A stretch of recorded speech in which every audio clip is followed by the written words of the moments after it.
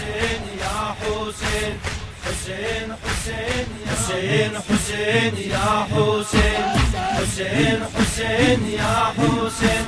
حسين حسين يا حسين حسين حسين يا حسين حسين حسين يا حسين حسين حسين يا حسين حسين حسين يا حسين حسين حسين يا حسين şia'ulan ağlasın Hüseyin'in azasında can ciğerim dağlasın Hüseyin'in azasında حسين حسين يا حسين حسين حسين يا حسين حسين حسين يا حسين حسين حسين يا حسين حسين حسين يا حسين حسين حسين يا حسين حسين حسين يا حسين حسين حسين يا حسين Keyf etmeyin cafanan Oğlun ehli vafanan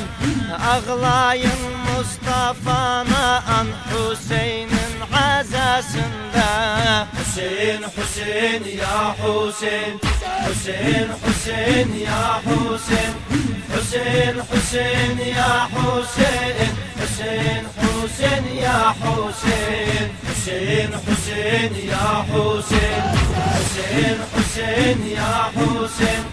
حسين حسين يا حسين حسين حسين يا حسين Ya seyleyin imandan Hüseyin seyleyin candan Ağlayın Şah Merdan'dan Hüseyin'in azasında حسين حسين يا حسين حسين حسين يا حسين حسين حسين يا حسين حسين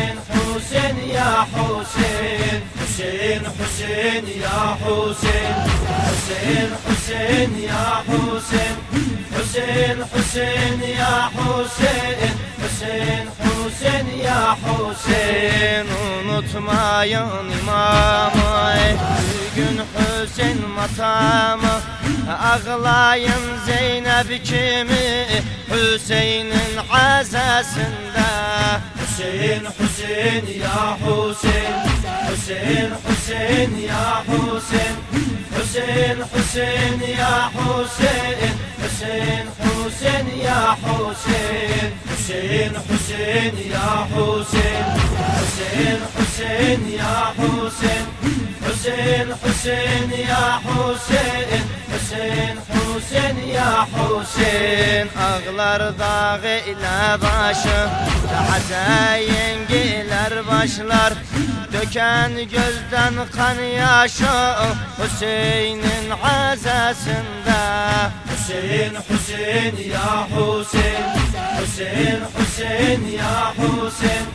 حسين حسين يا حسين حسين حسين يا حسين حسين حسين يا حسين حسين حسين يا حسين حسين حسين يا حسين حسين حسين يا حسين Salmadı Hüseyin dini O güzel ceddesini Seven ağlatsın canlan Hüseyin'in azasında حسين حسين يا حسين حسين حسين يا حسين حسين حسين يا حسين حسين حسين يا حسين حسين حسين يا حسين حسين حسين يا حسين حسين حسين يا حسين حسين حسين يا الإنتاج والتوزيع استوديو الرسول الأعظم تل أحفر. الهندسة الصوتية علي أكبر خانم.